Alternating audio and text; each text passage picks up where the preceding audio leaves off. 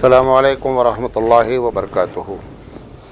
अल्हम्दुलिल्लाहि रब्बिल आलमीन वल आक़िबतु लिल मुत्तक़ीन वस्सलातु वस्सलामु अला रसूलिहिल करीम। मोहतरम हज़रात, हम आदाब और हुकूक़ पर आपसे बात कर रहे हैं और कोशिश ये की जा रही है कि उन चीज़ों के बारे में बताया जाए जिन पर अमूमन गुफ्तगू नहीं की जाती है। आज हम जिस बारे में बात करना चाहते हैं वो सफ़र के आदाब हैं। हो सकता है कि हम इसको एक पार्ट में ना ख़त्म कर सकें तो दो पार्ट में करेंगे। ये जो आदाब बताए जा रहे हैं ये उस सफ़र के बारे में है जो सफ़र शरई लिहाज से जायज़ है या ये कि मुबाह है, यानी ये कि सफ़र करेंगे तो गुनाह नहीं होगा, सफ़र नहीं करेंगे तो भी कुछ नहीं होगा। लेकिन जो सफ़र आदमी गुनाह की नीयत से करे, जैसे मिसाल के तौर पर कोई आदमी चोरी करने जा रहा है तो उसके लिए ये आदाब नहीं है। एक आदमी अपनी महबूबा से मिलने के लिए सफ़र करने जा रहा है, उसके लिए ये आदाब नहीं है। एक आदमी जो है वो कब्र की ज़ियारत करने के लिए जा रहा है, रसूल अकरम सल्लल्लाहु अलैहि वसल्लम की ज़ियारत को छोड़कर बकिया किसी की कब्र के लिए अजमेर जा रहा है, फिर उसके लिए भी ये सफ़र के आदाब नहीं है, क्योंकि ये सफ़र पहले से ही मना है। जो चीज़ मना होती है उसके कोई आदाब नहीं होते हैं। लिहाजा इससे ये नहीं समझा जाए कि मतलब कोई आदमी गलत काम करने के लिए जा रहा है तो वो इन आदाब को अख्तियार करेगा तो बड़ी बरकत होगी, एकदम नाजायज़ है। तो वही सफ़र के बारे में हम इंशाअल्लाह बात करेंगे जो सफ़र जायज़ हैं या ज़रूरत है इंसान की और वो मुबाह हैं, उसके बारे में हम बात करेंगे। अल्लाह ताला से हम दुआ करते हैं कि अल्लाह ताला में सही बात कहने की तौफीक अता फ़रमाए और आपको सही बात समझने की। देखिए, सफ़र जो है ना वो इनफरादी भी होता है और सफ़र जो है वो जमात के साथ भी होता है, यानी दो चार लोग मिलकर सफ़र करते हैं कभी कभी, और कभी कभी हम इनफरादी तौर पे सफ़र करते हैं। और कभी कभी सफ़र के हम ताबे होते हैं और कभी कभी सफ़र हमारे ताबे होता है। नहीं समझे बात? मिसाल के तौर पर आप अपनी गाड़ी से जा रहे हैं तो इसका मतलब हुआ कि सफ़र आपके ताबे हुआ, और अगर आप प्लेन से जा रहे हैं, ट्रेन से जा रहे हैं, बस से जा रहे हैं तो आप सफ़र के ताबे हैं। आप चाहें बस 5 मिनट पहले चली जाए, 10 मिनट आगे चली जाए, हमारी नमाज का वक्त है यहाँ रोक दे, वो कोई ज़रूरी नहीं है। लेकिन अगर आप अपने सफ़र पे जा रहे हैं तो बहुत सी चीज़ें आप ख़ुद जो है वो कर सकते हैं। तो सफ़र मुख्तलिफ़ किस्म के होते हैं। तो पहले हम बात करेंगे सफ़र जो है वो इनफरादी तौर पर जो सफ़र होता है उसके क्या आदाब हैं। सबसे पहले तो ये देखें कि अगर सफ़र हम कर रहे हैं तो जिस सफ़र के लिए जा रहे हैं उसमें हमको कन्फ्यूज़न तो नहीं है कि यार जाना चाहिए कि नहीं जाना चाहिए। इसमें जैसे कोई ऑक्शन के लिए जा रहा है, किसी तिजारत के सफ़र के लिए, तो इसमें शामिल होना चाहिए, नहीं शामिल होना चाहिए, ऐसे मुख्तलिफ़, या फ़लाँ तारीख़ को निकलें या उसके बाद निकलें, वहाँ पर हालात अच्छे नहीं हैं। बहुत सी चीज़ें हो सकती हैं कि आदमी सफ़र के बारे में क्या होता है, कन्फ्यूज़ होता है। तो इसमें शरई लिहाज से आदमी को चाहिए कि वो अपने कन्फ्यूज़न को दूर करने के लिए बेहतर इस्तिखारा करे कि मैं ये सफ़र करूं या नहीं करूं। क्योंकि बुखारी की रवायत है, अल्लाह के रसूल सल्लल्लाहु अलैहि वसल्लम ने फरमाया कि इज़ा हम्मा अहदुकुम बिल अम्रि फलियरका रकातैन, कि अगर कोई आदमी किसी अहम मामले का इरादा करता है तो उसको चाहिए कि 2 रकात नमाज़ पढ़े और नमाज़ पढ़ने के बाद जो है वो अल्लाह से अपने मशवरा करे, जिसको हम इस्तिखारा कहते हैं। इसी तरीके से जब आदमी इस्तिखारा कर ले कि तो फिर बहुत सी चीज़ें उसके ऊपर लाजिम है। सबसे पहली बात तो ये है कि अगर वो अपने घर को छोड़ रहा है तो इस बात को ख्याल रखे कि घर में हमारे छोड़ने की वजह से किसी का हक़ तो नहीं मारा जा रहा है। मिसाल के तौर पर बीवी कह रही है कि बच्चे छोटे हैं, मैं अकेले नहीं संभाल सकती हूँ, आप चले जाएंगे, तो फिर ऐसी शक्ल में अगर ये सफ़र फ़र्ज़ नहीं है, ये सफ़र वाजिब नहीं है, तो सफ़र को क्या करें, पोस्टपोन करें, मुलतवी करें। या ये कि घर में अम्मी अब्बू बीमार हैं, अचानक किसी वक्त बीमार हो जाते हैं, कभी भी हॉस्पिटल ले जाना पड़ सकता है, तो फिर ऐसे शख्स को भी 1000 मरतबा सोच करके जो है वो सफ़र का इरादा करना चाहिए कि इनको देखने वाला कौन है, क्योंकि वो उनका हक़ है। अल्लाह के रसूल सल्लल्लाहु अलैहि वसल्लम ने तो यहाँ तक फरमा दिया कि एक साहब हज पे जाना चाहते थे, नफली हज था, और उनके घर में उनके वालिदैन बूढ़े थे, तो आपने फरमाया कि आप अपना हज जो है वो कैंसिल करें और जो है वो क्या कहते हैं, वालिदैन की खिदमत करें। इसी तरह जिहाद के बारे में, एक जिहाद फ़र्ज़ होता है, एक जिहाद ऑप्शनल होता है, चाहे तो आप जिहाद में शामिल हों, चाहे तो आप जिहाद में न शामिल हों। تو جو جہاد والنٹری طور پر ہوتا ہے اس میں بغیر ان چیزوں کا خیال رکھنا ہی پڑے گا. جہاد چھوڑ دیں گے اور گھر والوں کی سیوا اور گھر والوں کی خدمت کریں گے. تو یہ دوسرا آداب ہے کہ اس بات کا ہم مثال طور پر بعض لوگ جماعت میں چلے جاتے ہیں اور اس بات کا خیال نہیں رکھتے ہیں، مطلب وہ روزانہ کماتے ہیں اور کھاتے ہیں. اب چلے جائیں گے کیا ہوگا، تو بیوی جب بولتی ہے تو بولتے ہیں نہیں سب اللہ مالک ہے، سب دیکھتا ہے. یہ ایک دم غلط بات ہے. یہ جتنا تم کو دعوت کا تبلیغ کا ثواب مل رہا ہے اس سے زیادہ گناہ بھی مل رہا ہے. لہذا آپ ایسا نہیں کر سکتے ہیں. اسی طرح آداب سفر میں یہ بات بھی داخل ہے کہ اگر پیرنٹس کہہ رہے ہیں نہیں بیٹا جاؤ، یا کوئی مسئلہ نہیں ہم لوگ مینیج کر لیں گے، ہم لوگ انتظام کر لیں گے، بیوی بچے بھی کہہ رہے ہیں ہم انتظام کر لیں گے، تو پھر تیسری چیز لازم ہے کہ جتنے دن کا آپ کو سفر ہے وہ اتنے دن کا پورا گھر کا خرچہ پانی دے کر جائیں. ان کو کہیں ضرورت نہیں پڑے تو ایمرجنسی بھی کچھ ان کے پاس ہو اور کچھ ان کی ضرورت پوری ہو بھر، مطلب ایک مہینے میں کتنا غلہ لگتا ہے، کیا لگتا ہے، کچھ ایکسٹرا لگتا ہے، دودھ پانی کا لگتا ہے، سبزی کا لگتا ہے. ان ساری چیزوں کا جو ہے وہ انتظام کر کے بندہ جو ہے وہ نکلے.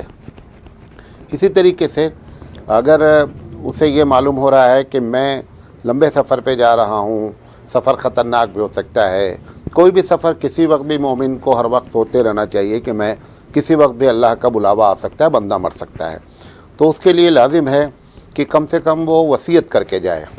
نہ اگر وصیت کر کے جانے کا مطلب یہ ہے کہ کم سے کم وصیت لکھی رہے کہ بھئی دیکھو اگر مجھے خدا نہ خواستہ کچھ ہو گیا تو پھر آپ اس طریقے سے معاملے کو کر لیجئے گا، فلاں کا پیسہ آنا ہے، فلاں جگہ جانا ہے، فلاں کا حق ہے، کوئی امانت رکھی ہے.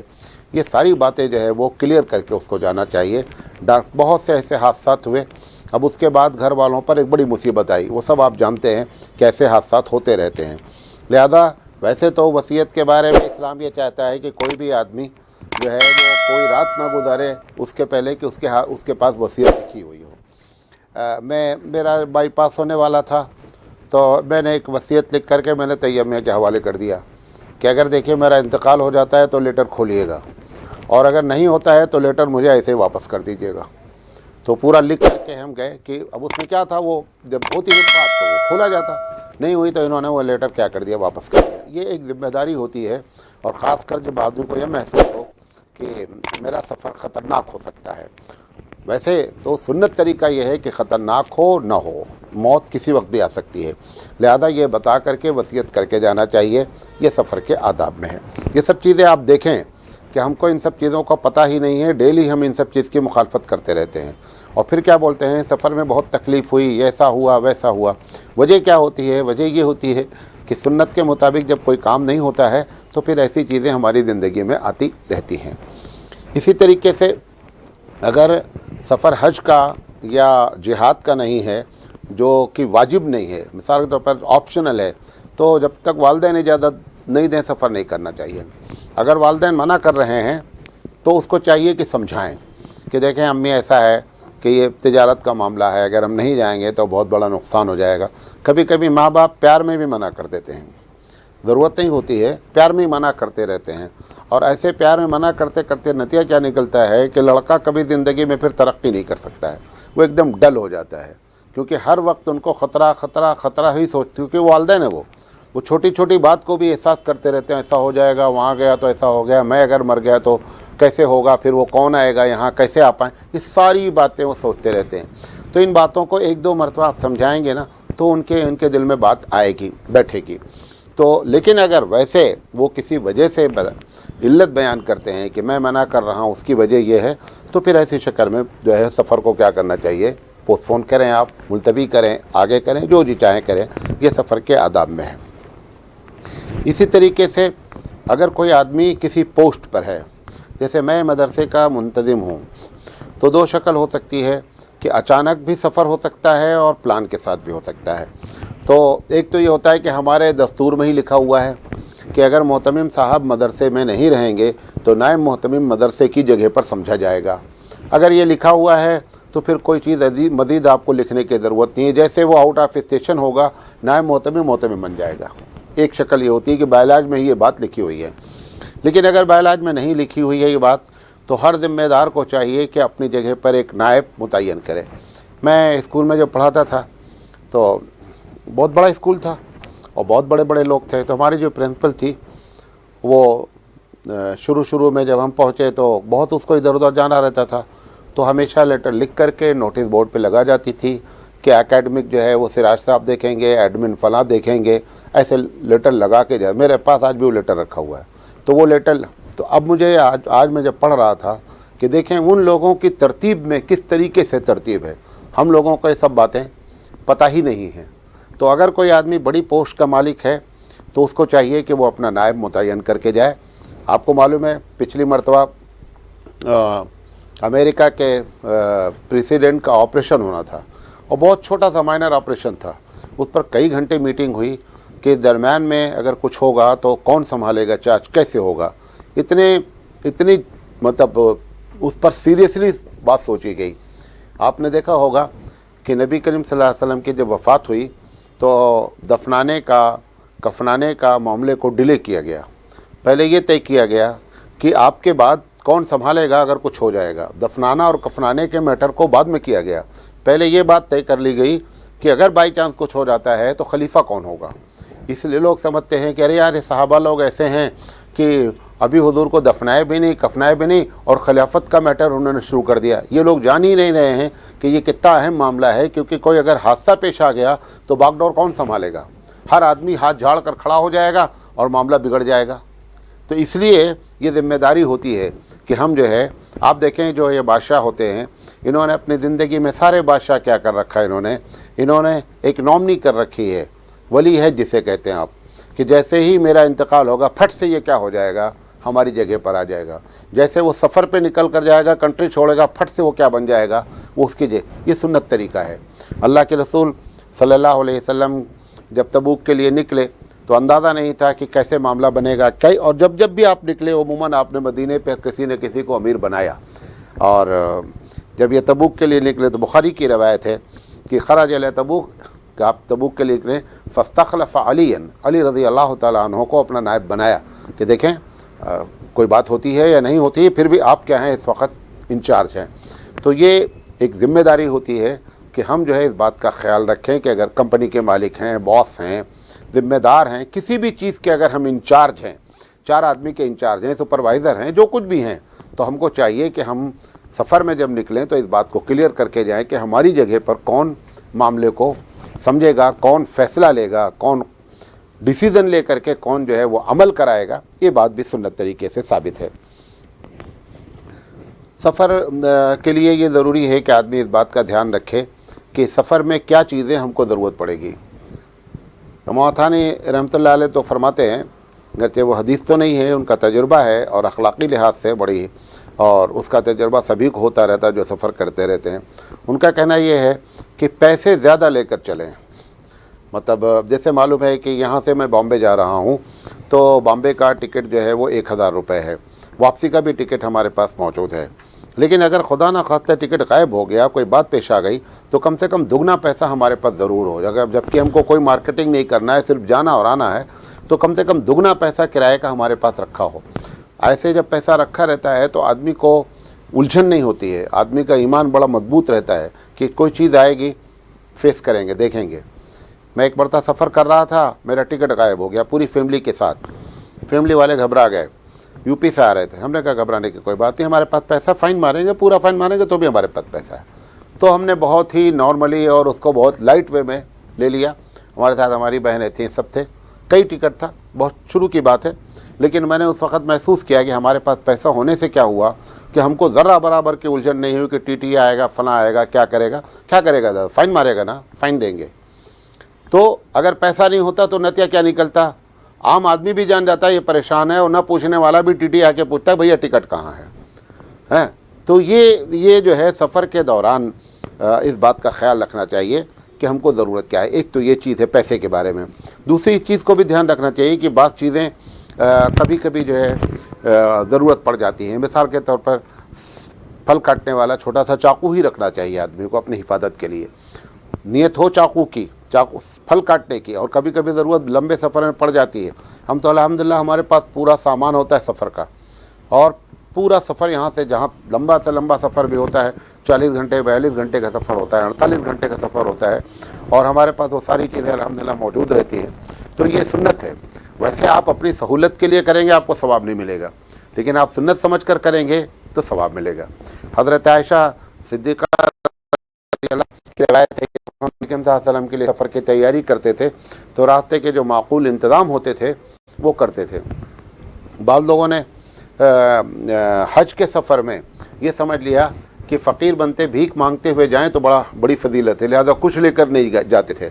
उस पर कुरान मजीद की आयत नाज़िल हुई कि ये तकवा नहीं है भाई, है ये तकवा नहीं है कि आप यहाँ से भीख मांगते हुए जाएं। और आपको मालूम है आज भी ये मसला मौजूद है, गैर मुस्लिमों में मौजूद है, मुसलमानों में भी मौजूद है कि वो समझते हैं जैसे ज़ियारत करने जा रहे हैं तो रास्ते में भीख मांगते हुए जाएंगे और ये बोलते जाएंगे मैं ज़ियारत करने जा, हमारे बाप के लिए क्या करने जा रहे हो, वैसे नाजायज़ काम करने जा रहे हो हैं, और हमारा पैसा भी खाओगे और नाजायज़ भी काम करोगे। तो आज भी ये तसव्वुर मौजूद है। ये शरई लिहाज से एकदम गलत तसव्वुर है। बल्कि आपका जो सफ़र है वो सफ़र में इस बात का ख्याल रखें कि ज़रूरत के सामान को इकट्ठा। इसी तरीके से अभी मैंने सफ़र शुरू नहीं किया है, ये सफ़र के पहले के हैं। इसी तरीके से गर्जे हदीस मुझे नहीं मिल पाई है, सफ़र में कम से कम सामान रखना, लोग जो तजुर्बेकार लोग हैं कम से कम सामान रखना चाहिए, सफ़र के सामान को गिन लेना चाहिए। बारहा ऐसा हुआ कि सफ़र के सामान को जो है वो नहीं गिना गया और सफ़र का सामान छूट गया। ये बैठे हुए मिनाज मियाँ सामान लेकर के वहाँ से आए फैज़ाबाद से और ट्रेन के नीचे रख दिया, सामान गिना नहीं था, उतर कर लेकर आ गए और वहाँ दिल्ली से सामान लिया गया था, शीरमाल का पूरा पैकेट 40-50 शीरमाल था, गाड़ी में छूट गया। बहरहाल वो बाद में फिर गया, गाड़ी कहाँ थी वहाँ से मिला वो एक मतलब हुई क्यों गलती, क्योंकि हमने सबसे पहले तो सामान ज़्यादा लादा, एक तो वो हुआ, और दूसरा क्या है सामान के आइटम नहीं गिने, इस बात को हमने ध्यान नहीं रखा। सामान के आइटम गिनना चाहिए। और आजकल जो हालात हैं उसमें और चंद चीज़ों का ख्याल रखना चाहिए। ऐसे कितने हादसा होते हैं कि सफ़र में साथ वाला आपके साथ रिजर्वेशन कराता है, मालूम आपको, रिजर्वेशन कराता है, फिर रास्ते में दोस्ती करता है। जो लंबे लंबे सफ़र होते हैं 24 घंटे 48 घंटे के, फिर वो रास्ते में थोड़ी देर के बाद घंटे 2 घंटे के बाद कभी चाय लाता है आपके लिए, कभी पानी लाता है, अच्छा मैं खुद जा कर ले आता हूँ, क्या चाहिए आपको। ये करते करते 2-4 घंटे में दोस्ती बना लेता है। फिर अपने पास मीठा कुछ रखे रहता है, कोई बिस्किट रहता है, और उसमें क्या है नशे की दवाइयाँ रहती हैं, वो खिला देता है। और खिलाने के बाद ख़ासकर रात के वक्त में सोने से पहले वो खिला देता है, बंदा सो जाता है, सारा सामान लेकर के वो उतर जाता है। गरचे कुरान हदीस में नहीं लिखा हुआ है कि आइए, लेकिन जब हमने तजुर्बा कर लिया तो ये भी मोमिन की फरासत है। मोमिन को भोला मोमिन अल्लाह को नहीं पसंद है, होशियार मोमिन अल्लाह को पसंद है। लिहाजा ऐसे मौके पर होशियारी दिखाना चाहिए और बहुत ही अलर्ट रहना चाहिए खाने पीने के सिलसिले में बहुत ज़्यादा। इसी तरीके से अगर कोई आदमी के पास 2 बीवी हैं या ज़्यादा बीवियां हैं और उनके साथ सफ़र करना चाहता है, वैसे तो बहुत कम लोगों को नसीब है, लेकिन अगर कोई करना चाहता है तो उसके लिए लाजिम है, क्या कारी साहब, तो लाजिम क्या है कि वो कुरा डाले कि किस बीवी का नाम निकलता है। और इसमें मसला ये समझ लें, इसमें उसके लिए बराबरी करना शोहर के लिए ज़रूरी नहीं है। मतलब एक बार इनका नाम निकल आया और दूसरी मरतबा भी उन्हीं का नाम नहीं, अब इस मरतबा ऐसा नहीं। अल्लाह के रसूल सल्लल्लाहु अलैहि वसल्लम, हालांकि बाद दूसरा मसला ये भी है कि सफ़र में कोई बराबरी ज़रूरी नहीं, आप जिस बीवी को ले जाना चाहे तो भी गुनाह नहीं है, लेकिन इंसाफ का तकाज़ा ये है कि कुरा डाला जाए और जो है कुरे में जिसका नाम लिख ले उसको। अल्लाह के रसूल सल्लल्लाहु अलैहि वसल्लम खुद ये काम करते थे कि जिसका नाम निकल आता था उसको साथ में लेकर जाते थे। हम तो बीवियाँ छोड़ के जाते हैं, लिहाजा हमारे लिए ज़्यादा मसला नहीं है भाई। हम चाहे जो है वो सफ़र में जाएँ, तिजारती सफ़र में जाएँ, चाहे जमात में जाए, सब किसको छोड़ के जाते हैं, बीवी छोड़ कर जाते हैं। सुन्नत तरीका सफ़र में क्या है, बीवी के साथ सफ़र करना, चाहे जिहादी में क्यों ना जाए, जहाँ पे तलवार चलती है वहाँ भी बीवी साथ रहती है, ये हमारी सुन्नत है। चूँकि हम भारतीय लोग हैं, सुन्नत पे तो हमारा अमल करने का दिल चाहता नहीं है, तो हम ये सब करते रहते हैं। बहरहाल अल्लाह हमारी हिफाजत फरमाए, माफ़ भी फरमाए। इसी तरीके से सफ़र जो है वो जुमेरात के दिन शुरू करना अफजल है। वैसे कोई ज़रूरी नहीं है, लेकिन अगर ऐसी सेटिंग होती है, ये बुखारी की रवायत है कि जुमेरात के दिन को अख्तियार किया जाए तो सफ़र सुबह शुरू किया जाए। ये वो सफ़र है कि जो आपके सफ़र ताबे होता है। आप सफ़र के ताबे हैं तो कोई मतलब ही नहीं है, मतलब गाड़ी आपकी है, आपको जाना है, सवारी आपकी है, घोड़ा आपके पास है। अब तो घोड़ा वोड़ा बहुत कम रह गया, लेकिन कहीं कहीं घोड़ा ये सब चीज़ें भी होती हैं। तो सुबह के वक्त सफ़र करना अबू दाऊद शरीफ की रवायत है कि अल्लाह ताला उसमें बरकत देता है। और जब सफ़र का इरादा करे तो उसके पहले आदमी 2 रकात नमाज़ पढ़े, इब्न अबी शैबा की रवायत है। इसी तरीके से रास्ते में راستے میں جو ہے جب سفر کا ارادہ کرے تو کوشش یہ کرے کہ رات کے بھی کچھ حصے میں سفر کرے، لیکن رات کے پورے حصے میں سفر نہیں کرے، یہ سنت طریقہ نہیں ہے، بلکہ کچھ حصے میں سفر کرے تو اس میں برکت ہوتی ہے۔